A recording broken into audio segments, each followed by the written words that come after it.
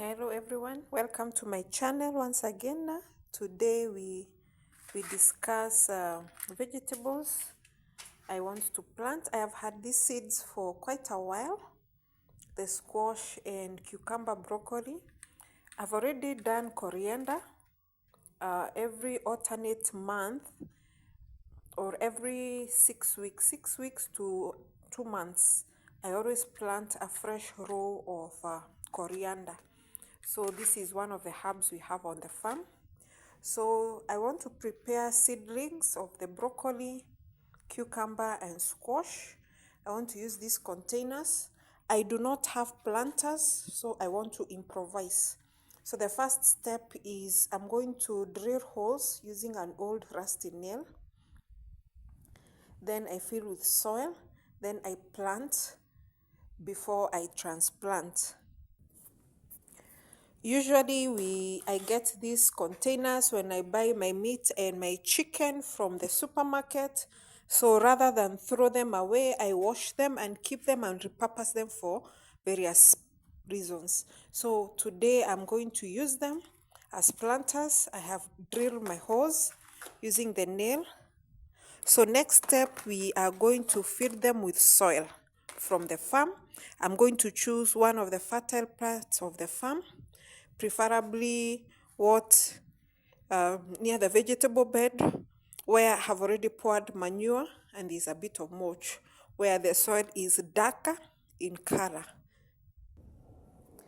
So I will not pick from this. This is bright red. This is a footpath to the farm. We shall not pick the soil from here.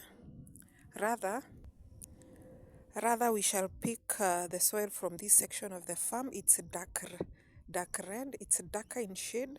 Darker in shade meaning it has a lot more humus and nutrients. From this section we had planted potatoes, so it is rich in manure, nutrients. We had used also wood ash, and you can see there's a lot of compost from the harvested potatoes. So we shall collect the soil for planting our seeds from this section of the farm, where the soil is darker in color, meaning it has more humus content. So there we have filled our 3 containers. Now it's time to harvest. Time to plant. And because I have a 4-month-old puppy in the compound that is rambunctious, I need to find a safe place for my planters. So looking around my farm, it means after planting, I'll water, let it drain. Before evening, I'll take them up to the balcony to settle, where I'll leave them for several weeks for the seedlings to sprout. Otherwise, my puppy is going to dig. So I have wet the soil because the red soil is very light.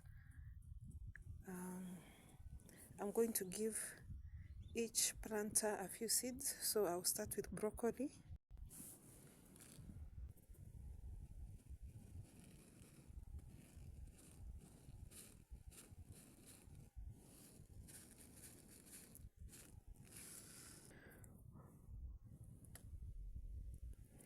Once the seeds have sprouted, I will thin out the seedlings. I'll thin out the weaker ones and leave the strong ones, and it's the strong ones I will transplant into the shamba. Next, I'll plant the squash. Squash has seeds the size of pumpkin, so it's easier to select. This is unlike the cucumber.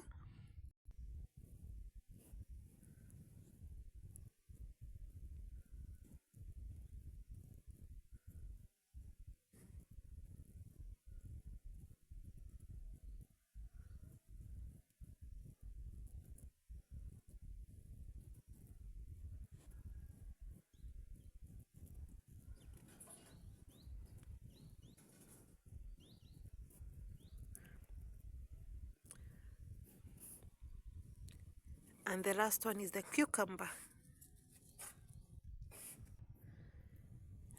As you can see, cucumber has bigger seeds compared to the broccoli, but slightly smaller than the squash, or what we call here zucchini, courgettes in Kenya.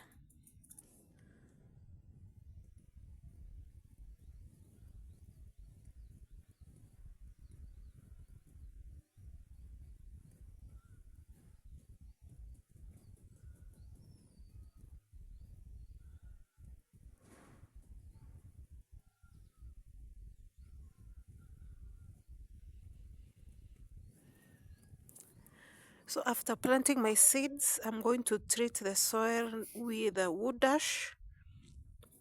It's a good source of potash, but it's also a local treatment. So I always collect and store my wood ash, and I'm going to apply on top of the soil so that when I'm watering, the water will push it down to the seeds. It's a source of nutrients, but it's also a good source of soil treatment.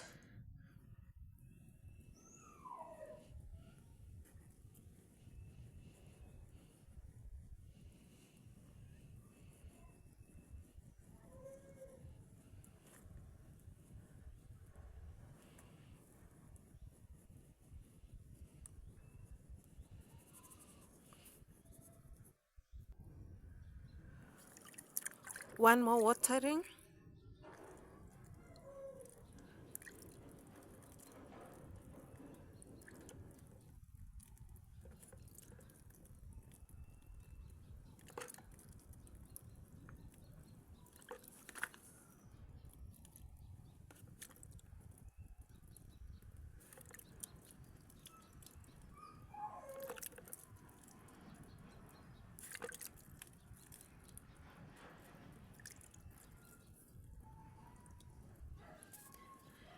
Then we leave the planters to drain before we move them to a safe place, away from my toddler and away from my dogs and my puppy. Another important step is proper preservation and storage of the seeds, because as you can see, these containers have quite a number of seeds and we have not planted all of them. So I will store them properly in a tight lid container for future use. What will happen is as the area crop gets older, I can start a new crop. So there is no need of getting rid of the seeds which remain.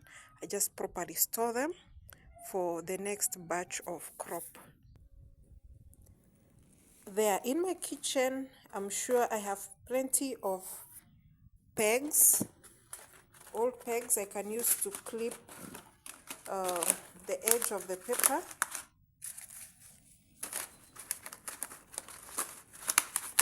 I just fold them in, put them into a container, close them up, and then on top I'll add sellotape to make it airtight and dry. And before putting in my packets, I've wiped to make sure they do not have any droplets of water, because remember, as I was planting the seeds, I watered and I handled water with my hands. There, I have added sellotape to the outside and made my container airtight. My seeds now are safe, ready for use for the next time, or when I need to add vegetables when the old crop gets old and stops producing fruit. I can start a new batch of seedlings and plant again. So again, this is another container of which I obtained from the supermarket. Anytime I go buy meat or food and I get a container like this from restaurants and supermarkets, I do not throw away.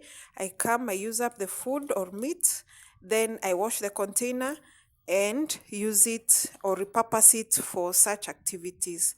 Another way of recycling. So we have just finished harvesting our maize and potatoes and beans.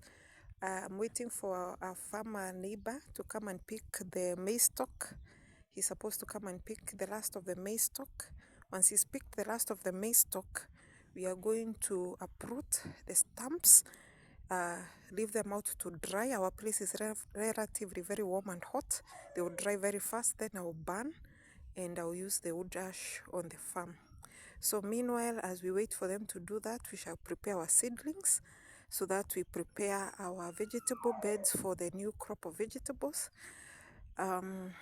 We are keeping a constant supply of crops throughout for food sustainability. And so one of the ways we are going to make sure that we have food throughout is by making sure our soil is fertile. One, we do manure, we do compost, and we do wood dash. We also mulch, and any kitchen waste is thrown on the farm, such that now after harvesting this crop and planting another, whatever we plant will pick and will produce fruits because we have taken good care of the soil. The next step is carrying our planted seeds to a safe space away from my puppy, my dogs, and my toddler.